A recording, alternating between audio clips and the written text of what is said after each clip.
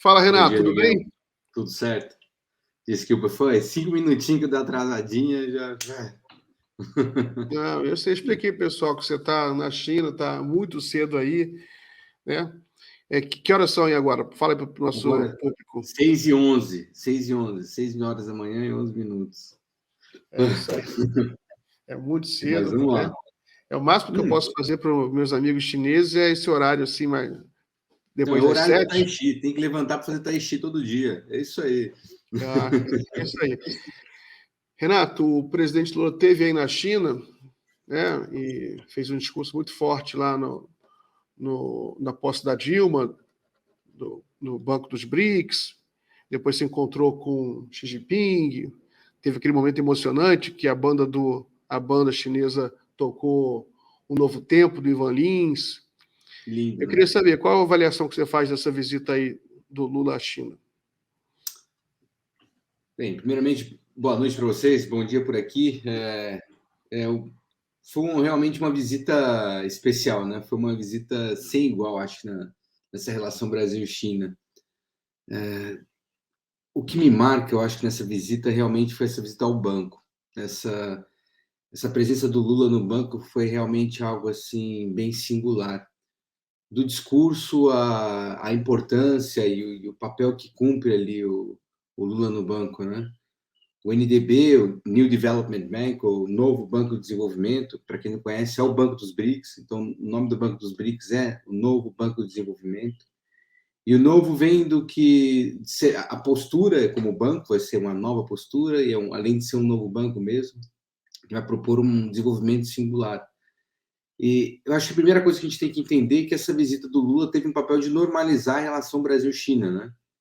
O Brasil e China vem, nos últimos 4 anos, um desarranjo, vem tentando manter o equilíbrio.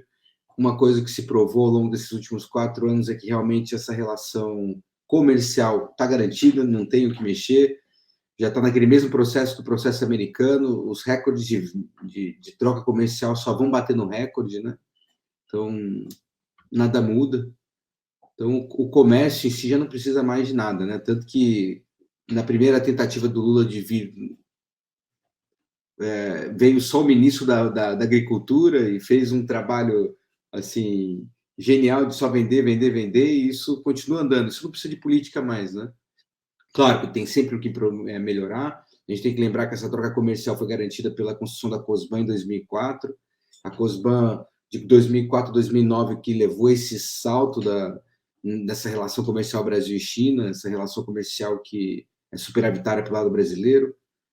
Então, a visita do Lula veio para justamente normalizar essa relação e buscar novos caminhos. E muito se caracterizou como uma visita comercial. Teve muito caráter disso, teve muito acordo, né? Teve muito memorando firmado nesse sentido comercial, mas é uma visita muito política, foi muito definida pelos memorandos que abriram um caminho para políticas de longo prazo. E essa presença do Lula no banco, ele vem caracterizar uma coisa que até me surpreendeu no momento, que foi o primeiro presidente dos BRICS a estar presente no Banco dos BRICS. Até então, nenhum presidente havia visitado o banco. Então, isso marcou também essa visita. E engraçado que o Xi Jinping, que está aqui no território dele, o banco, né, nunca não visitou o banco ainda. E o Lula foi o primeiro. E nesse discurso do Lula foi muito característico algumas falas dele durante o discurso do Lula. Eu acho que tem dois momentos que marcam muito. Acho que o primeiro momento, os primeiros 10 minutos, onde ele está lendo esse discurso, você vê que é algo bem organizado, bem pautado e situado, mas a hora que ele larga aquele papel, assim, que ele assume aquele papel do Lula, o líder, muda até a fisionomia, assim, muda a forma de falar, né? E aí ele falou que ia ser coisa rápida, mas estendeu mais 10 minutos e foi um discurso muito bonito. E o Lula começa o discurso falando justamente disso, né? Que a geração da Dilma foi aquela geração que foi torturada, que sofreu sonhando com um mundo melhor, sofrendo com um mundo onde, sabe, se trabalharia o fim da desigualdade, uma sociedade mais justa. E essa geração foi torturada. Então ele começa falando disso, isso é muito forte, né? Você está num outro país avisando isso.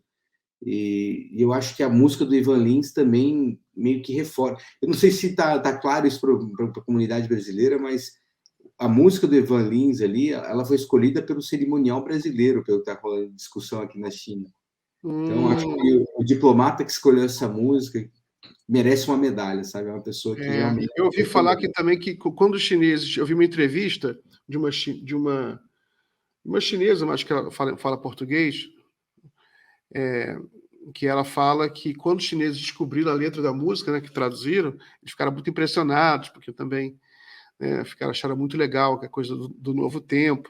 Mas, Renato, eu queria fazer umas perguntas para você sobre a China. Quero sempre aproveitar essa oportunidade, que eu fico curioso, todo mundo fica curioso para saber sobre a China, entendeu? Não vou falar muito mais sobre trem, não, porque o pessoal está achando que eu sou meio maluco por trem. Mas está muito certo. Eu acho que tem que falar do trem, sim. Poder... Daqui a pouco a gente fala um pouquinho sobre trem, mas só para deixar para o final, só para falar sobre educação pública primeiro, né? O que você sabe aí sobre como é que é o processo de educação na China? Claro.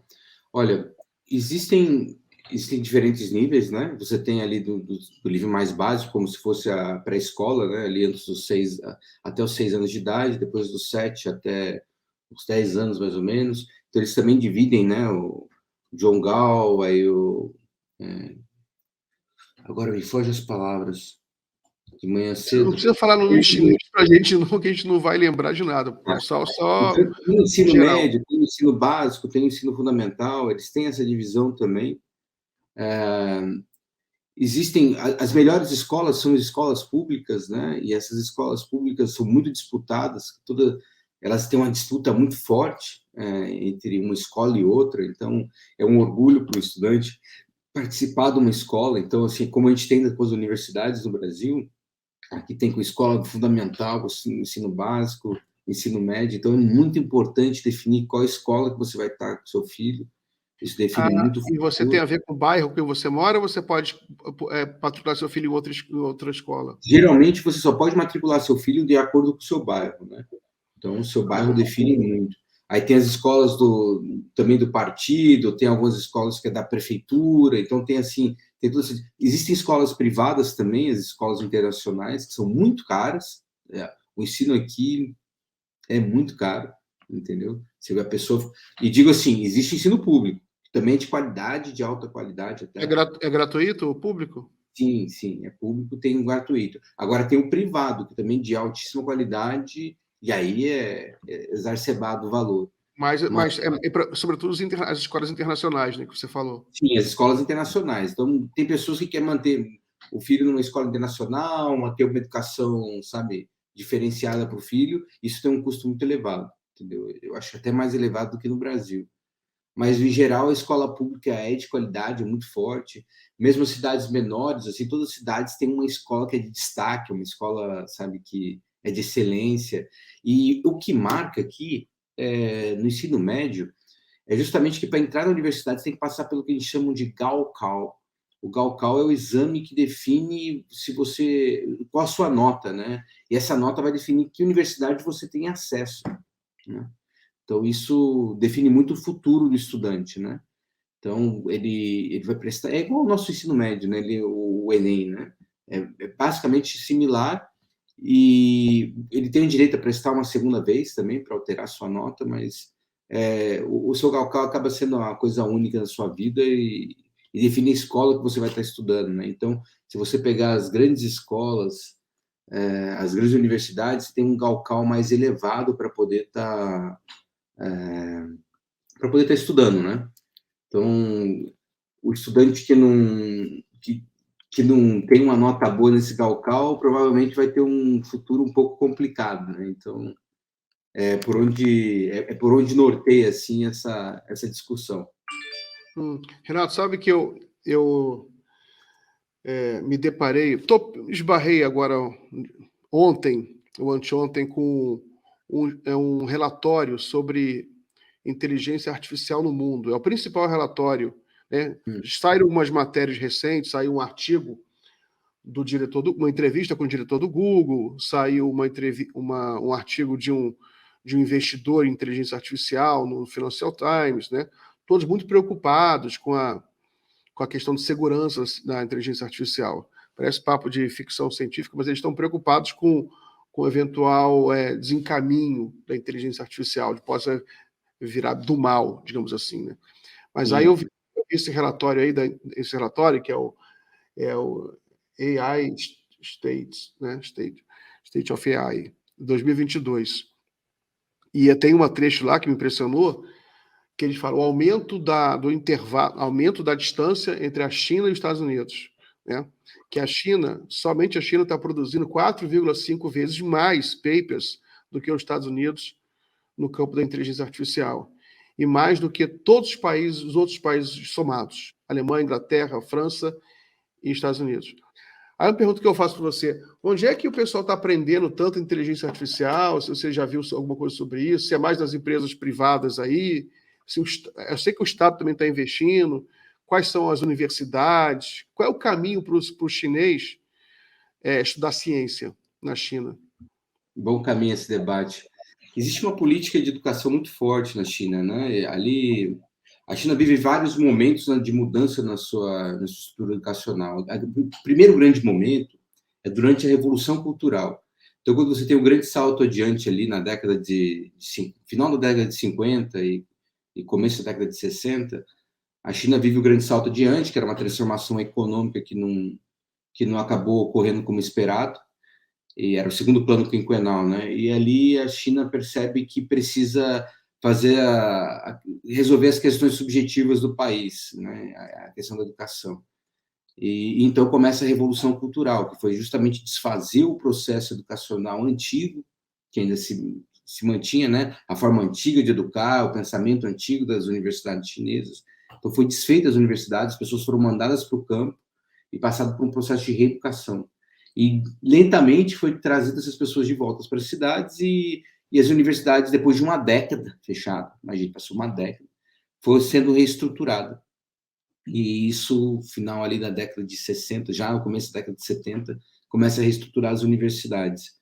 Então, a China passou por um processo muito complicado de desconstrução das suas universidades, da sua forma de pensamento, para no final ali da década de 70 começar a resolver isso de forma muito acelerada.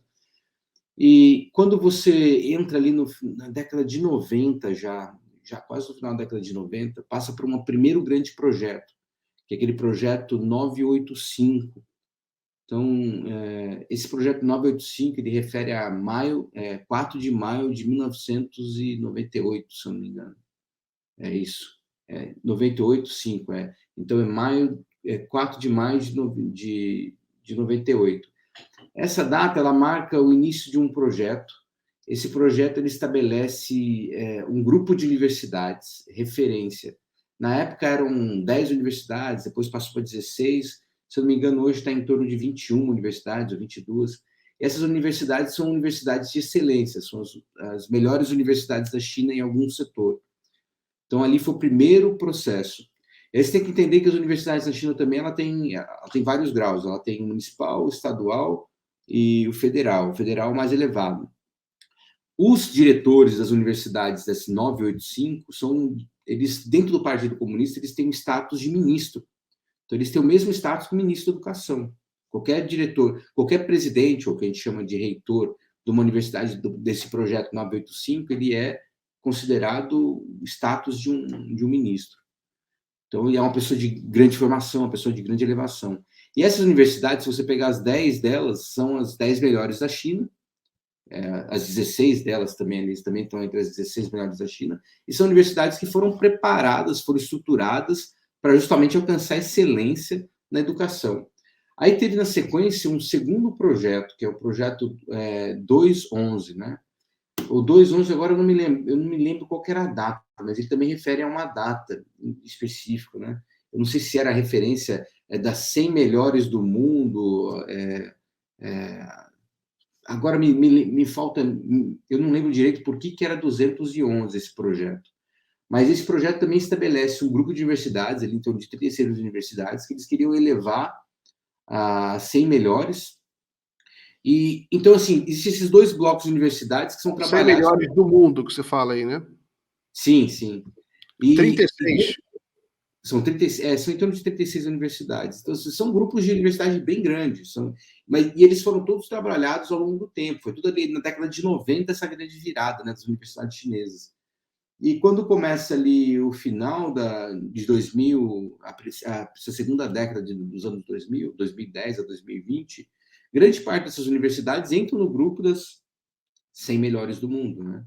E isso até, acho que 2018, que é quando, talvez eu estou errando as datas, mas recentemente, o segundo mandato do Xi, foi estabelecido que a perspectiva era de aumentar a qualidade da produção científica chinesa. Então, aí, volto também na história um pouco, tem que lembrar que a própria reforma e abertura, esse grande projeto de desenvolvimento econômico chinês, ele tinha uma perspectiva estabelecida pelo Zhou Enlai, em diálogo com o Mao Tse-tung, lá na década de 60, que já estabelecia as 4 modernizações. E o que eram as 4 modernizações? Era trabalhar a indústria, trabalhar a agricultura, mas com base na ciência e tecnologia para a defesa. Então, a defesa tinha um olhar mais amplo, em que era preciso de ciência e tecnologia para desenvolver a ciência, a indústria e a agricultura. Então, ali já na década de 60, já se pensava o quanto as universidades teriam um papel crucial para desenvolver a indústria nacional, né? Então, isso foi sendo realizado, ele foi tendo uma série de etapas, como eu estou mostrando, esse projeto 985, esse projeto 211, e agora, mais recentemente, esse projeto de excelência, né? Que a China está disputando o volume de papers, né? A China já está estabelecendo que ela quer ter o maior volume de produções científicas, aí ela estabelece diferentes setores, né? Os setores que são prioritários, que é justamente onde a questão da inteligência artificial, a questão digital entra com muita força na academia chinesa, né? Então, a academia chinesa começa a estabelecer um processo de excelência e só quer atingir isso, né? Toda universidade tem uma meta de excelência a atingir. Então, por exemplo, para você formar num doutorado, você só pode formar se você tiver 2 publicações em papers de alta excelência em nível de pontuação internacional. Então, isso começa a exigir uma demanda muito grande para a formação dos doutores e mestrandos aqui na China. E começa a ter muito investimento na ciência. Tem um projeto interessante também que vem ao longo dessas últimas 2 décadas, que teve até muito brasileiro, pesquisador brasileiro que foi trazido para cá, que é o projeto 1001 Especialistas. A China começou a investir em atrair grandes cientistas do mundo. Então, eles pagavam, vamos supor, tem ali um cientista brasileiro que tem uma excelência na nanotecnologia. Eles visitavam essa pessoa, eles descobriam a qualidade dos papers, visitavam esse professor, esse pesquisador, e ofereciam um contrato de 3 anos, cobriam um valor do mercado. Então, onde está pagando melhor no mundo? Vamos cobrir essa pessoa nesse setor. O que você precisa para montar um laboratório de excelência? Cobriu essa estrutura. E aí ele tinha a responsabilidade apenas de passar o treinamento para um professor específico daquela área. E isso eu acompanhei 2 professores aqui na China, brasileiros, que passaram por esse processo. Um era justamente de nanotecnologia na área de petróleo. Na verdade, era na área de petróleo, mas ele trabalhava com, sabe, essas grandes caixas de resistência de transferência. Sabe, a eletricidade, quando corre, ela precisa de uma caixa, um resistor muito grande. Dentro vai um óleo, esse óleo precisa de uma nanotecnologia, uma espécie de nanopartícula que aguenta a transferência da energia. E ele trabalhava com isso. Isso foi 94, 93, por aí, que esse professor veio para cá, professor Paulo, professor da Universidade de Brasília até. E aí eu lembro que ele veio para cá, fechou um contrato de 3 anos, montaram um escritório de excelência para ele. Então, ele fez ali 3 anos de um trabalho fantástico, instruindo os mestrandos, os doutorandos e um professor da casa. Depois de 3 anos, renovaram o contrato por mais 3 anos, onde ele faz o treinamento para poder, no longo prazo, eles desenvolverem aquela área de ciência por conta própria. E no fechamento dos 6 anos, ele mudou de universidade. Outra universidade fez esse contrato com ele também. Então, isso foi um dos projetos que realmente deu um salto de qualidade na história da China. Então, você vê isso em vários setores, principalmente na área de inteligência artificial e outras áreas de ponta, né, na tecnologia espacial, hidráulica. E teve uma coisa interessante também que aconteceu ainda na década de 90, que foi até um dos momentos assim, que eu comecei a estudar mais China. Isso foi no final da década de 90, Folha de São Paulo. Eu lembro que no Caderno Ilustrado saiu uma matéria especial quanto a China avançava na ciência. E um dos métodos que eles fizeram, foi até um dos métodos que também vem da Reforma Abertura. A Reforma Abertura trabalhou muito, ela tem um setor específico de trabalhar com chineses no exterior. Então, eles tentaram trabalhar, então, tinha a questão econômica e tinha a questão educacional. E aí, da questão educacional, o que eles fizeram foi buscar todos os grandes chineses de excelência científica e oferecer um retorno para a China, da mesma forma que fizeram com esses 1.001 especialistas, mas fizeram primeiro para os de origem chinesa. Então, ofereceram estrutura, ofereceram moradia, ofereceram um salário elevado, e muita gente acabou voltando para casa naquele tempo. Você lembra que tinha muitos cientistas nos Estados Unidos, na Inglaterra, que era de grande excelência, e aí a China começou. Por isso, aí a gente volta agora recentemente, quando o Trump fez essa ruptura, tentou fazer o decoupling, o governo americano começou a caçar pesquisadores chineses dentro da China. Por quê? Porque havia ainda esse processo lento ocorrendo, desde a década de 90 até hoje, de pesquisadores que estavam no exterior serem trazidos de volta para a China.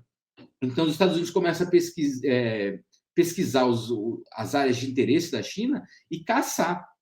Então, muito pesquisador chinês que estava na China começa a ser perseguido e acusado de espionagem, que não é espionagem, na verdade, é essa troca científica. A pessoa estava ali recebendo uma bolsa de doutorado, uma bolsa de... até uma sacada que os Estados Unidos e a Inglaterra sempre tiveram de trazer, né, o que a gente chama de brain drain. Eles trazem, geralmente, as excelências intelectuais de todos os países. Para pensar, a maior parte dos doutores brasileiros não estão no Brasil.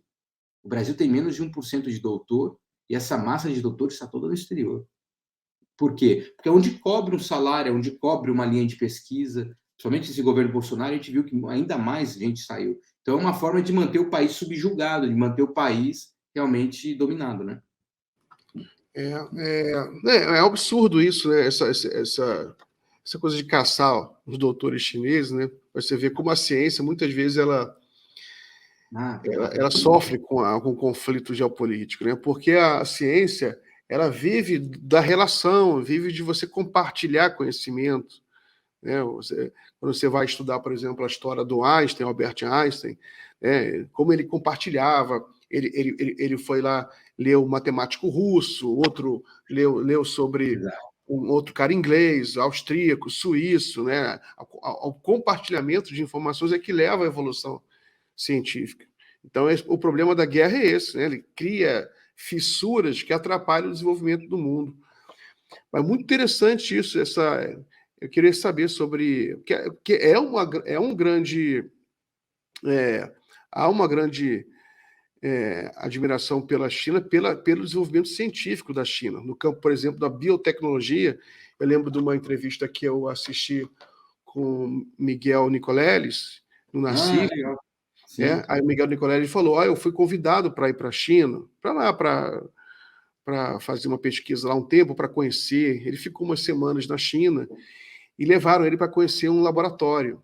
O Miguel Nicoleles é neurocientista, né? Ele trabalha na fronteira aí, ele tem renome internacional nessa área de neurociência, de entender como funciona o cérebro, produzir eventualmente braços mecânicos, né? Controlados pelo cérebro. Bom. E ele falou que ele foi num laboratório chinês, esqueci a cidade agora, não sei se foi em Xangai ou se foi em Shenzhen, mas disse que ele ficou muito impressionado com o tamanho das instalações. Ele falou, Nassif, vocês não têm ideia. Ele ficou assim sem fala até na entrevista, né? Porque é interessante que às vezes, pela emoção, ele ficou sem fala, vocês não têm ideia do tamanho das instalações. A China está vindo muito forte nessa área de biotecnologia, que é uma área, evidentemente, uma área de fronteira da ciência, que é uma área que pode combater... primeiro que uma área com grande retorno financeiro, né? Porque é uma área que você inventa novas vacinas, que você cura doenças. E agora, com a pandemia, ficou muito claro isso, né? A China foi o primeiro país do mundo a trazer a vacina, né? Salvou muita gente no Brasil. Então, isso aí, eu queria saber como funciona isso. Mas a China tem os mistérios, por exemplo, tem essas universidades, mas tem as empresas também, né? as empresas. Qual é a relação das universidades, por exemplo, com as empresas? Tem um papel assim central, né? Porque as empresas elas vão desenvolver, elas vão trabalhar depois o setor desenvolvido pelas universidades. Eu vou citar até um projeto que eu trabalhei aqui em 2011, isso ali bem no começo dessa revolução da transição energética chinesa, quando eu chego na China, estava sendo instalado na China um projeto de transferência de tecnologia da União Europeia para a China de energia renovável. Então, painel solar, escada-vento eólico, hidrelétrica, termoelétrica, maré.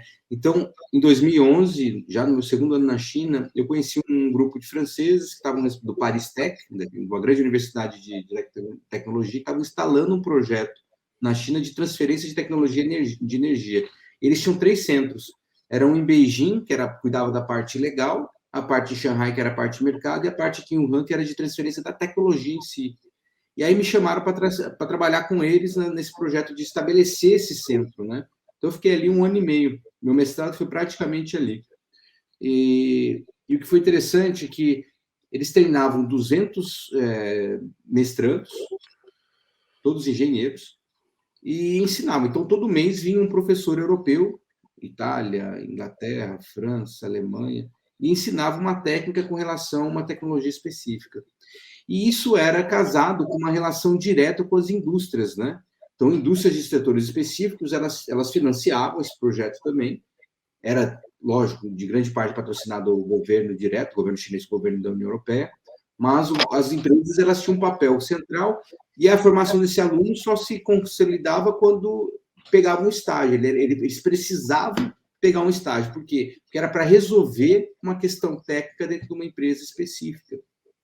Então, era a característica, era a necessidade de cada aluno. Então, se você tinha escolhido a termoelétrica, você tinha que procurar uma empresa de termoelétrica que era parceira do projeto, assumir um dos projetos deles e trazer para aquele grupo de pesquisa para tentar solucionar a dificuldade que estava sendo vivida. Então, existe uma relação muito direta, né, nesse setor. Outro projeto que me chama muita atenção é um projeto que tem em Hefei, que é uma das grandes universidades assim, pouco conhecidas na China, mas que é uma das de excelência, está ali no topo nas top 10 também.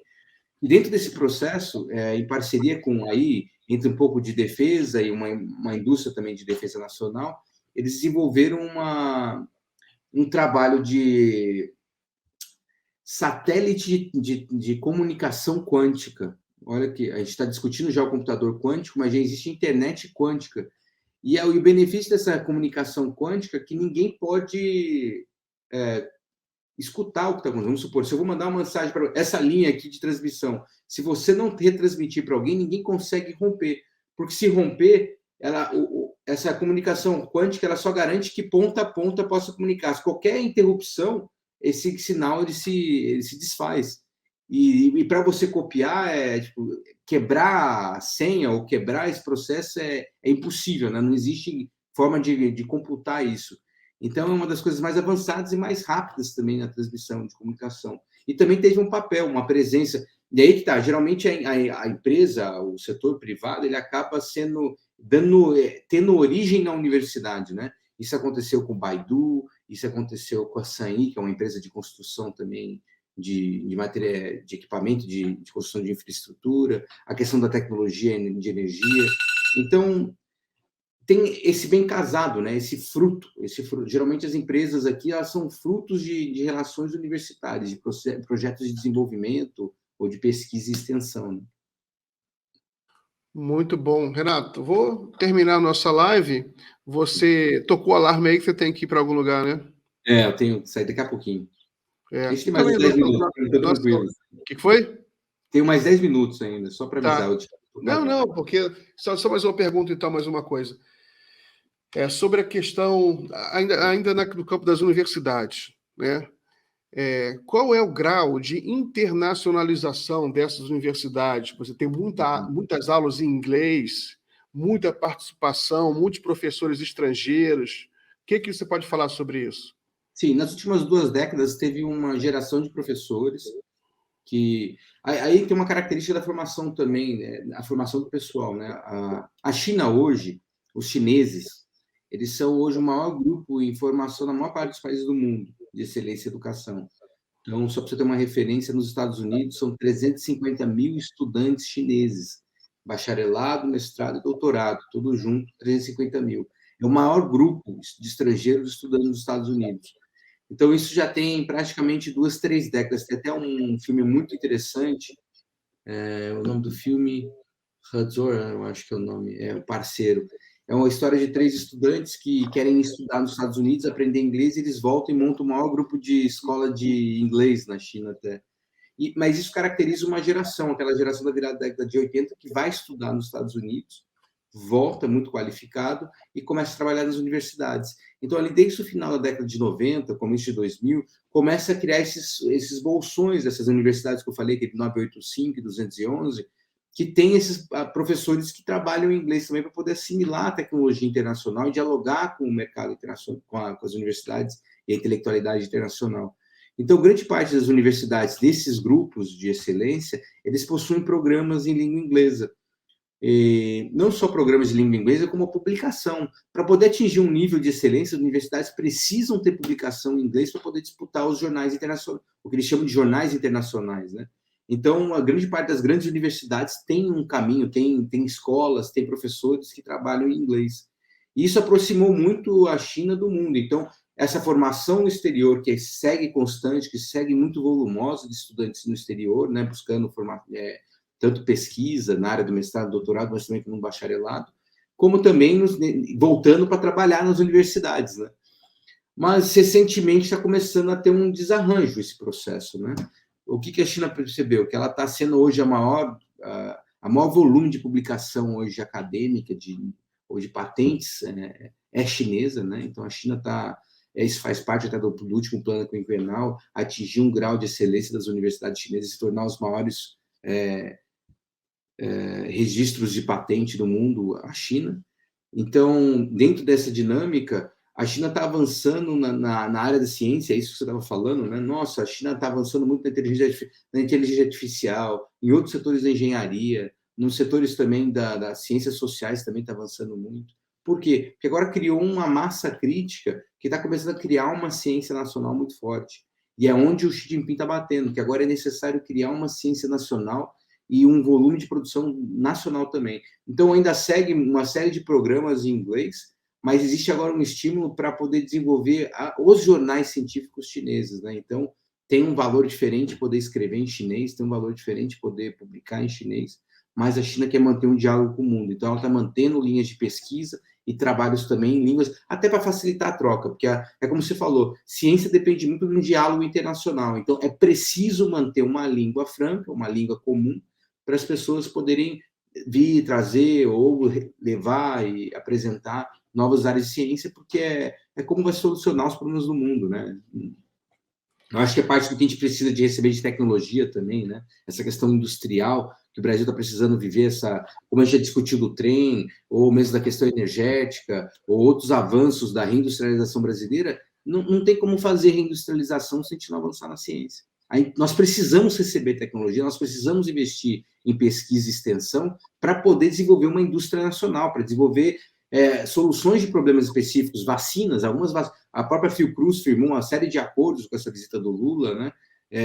Justamente nessa direção. Para quê? Para poder, nos laboratórios de pesquisa, desenvolverem pesquisas para vacinas para problemas endêmicos, né? Problemas que só ocorrem no Brasil, ou que só ocorrem na China, porque cada lugar do mundo tem uma doença específica. Então, você precisa desenvolver uma ciência específica para solucionar um problema específico, né? Então, eu não sei se eu me perdi muito na resposta, mas Não, bem isso. Muito bom. Muito bom. Não, entendi. Só, então, uma pergunta rápida sobre bolsas. O governo chinês paga bolsas para os pesquisadores? Tem muita bolsa de estudo na China, do bacharelado. Começa pela língua, né? O Instituto Confúcio, que é muito comum no Brasil hoje já, nas grandes universidades, eu acho que tem em torno de umas 16 universidades até no Brasil, que tem o Instituto Confúcio. Eu até trabalhei num projeto em 2012, ajudei a estabelecer o Instituto Confúcio na UFMG, que é até com a Huacan, que é a universidade onde eu estudei, e tem um outro Instituto Confúcio, que é o mais antigo do Brasil, que é da Unesp, com a Rubeidá, que esse fim de semana vai ter até um evento especial com o embaixador brasileiro para celebrar esse programa, que é o programa mais antigo no Brasil de ensino da língua chinesa e da cultura chinesa, né? Então, para quem não conhece, o Instituto Confúcio é um instituto chinês responsável por levar a cultura e a língua para outros países. Então, ele funciona criando vínculo entre duas universidades, uma universidade chinesa e uma universidade do país local. E o mais antigo no Brasil é aí o da Unesp, com a Rubeidá, que fica aqui em Wuhan.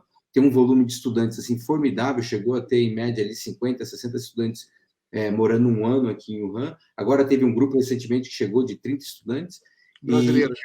Isso, brasileiros. E todos para estudar chinês. Então, eles recebem uma bolsa, moradia... Não, mas eu estava perguntando bolsa para o chinês mesmo, para os estudantes chineses. Tem também. Eu vou chegar lá, então. Então, eu vou fazer o caminho para estrangeiro. Aí tem uma série de bolsas também pelo CSC, que é o Scholarship Council, que é um conselho do Ministério da Educação também para atrair pessoas para fazer mestrado, doutorado. Tem bacharelado também, então tem muito estrangeiro que vem estudar na China. Agora, para os estudantes chineses, existe um custo simbólico, é uma taxa, parece que em torno ali de 1.000 RMB por ano, que ele tem que pagar, que é mais uma taxa simbólica, e a moradia, né? Aí alguns estudantes de excelência, eles acabam recebendo a bolsa completa, eles não pagam nada, nem a taxa simbólica... Não, mas uma bolsa tipo um salário para a pessoa viver e pesquisar. Sim, é isso que eu estou falando. Geralmente o estudo aqui é considerado gratuito, então ele tem uma taxa simbólica para estudar, mas quando é um estudante de excelência, no nível de mestrado e doutorado, ele tem uma bolsa completa, ele tem uma bolsa, um salário, para poder estar pesquisando. Aí, claro, vai depender do trabalho que ele está desenvolvendo, se for uma área de essa bolsa é boa? Tem um valor bom? Aí depende do setor, né? Aí tem o setor da área de humanas, que, dependendo da área de pesquisa, é muito dinheiro, é realmente um salário muito bom para existir, sabe? Para ficar confortável. Vai ali para casa dos 10 mil reais ali, tem estudante que chega a receber isso. Então, principalmente essas áreas de ponta de ciência que tem mais capital, acaba chegando na faixa ali dos 15 mil mesmo por mês. Mas isso depende muito da área de pesquisa, né? Não é uma coisa muito genérica, né? Depende muito da área de pesquisa. Se tiver na área de pesquisas estimuladas pelo governo, é muito dinheiro. Bem um estímulo bom, bem uma condição de vida bem tranquila. Mas eu acho que é mais por aí. Maravilha, Renato. Tá bom, né? Daqui a 2 semanas te incomodo de novo para a gente falar. Vamos falar mais sobre China. Sempre encontrar esse diálogo contigo. Eu agradeço aí a paciência. Desculpa mais uma vez por hoje. Eu acabei uma correria ontem que fui dormir tarde e acabei acordando há 5 minutos. Não, aí, tranquilo, mas eu fui a forra, porque eu explorei você até mais tarde, né? Bom. Então é isso aí. Grande abraço, boa sorte. Um abração. Tamo junto, abraço. Abraço. Boa noite.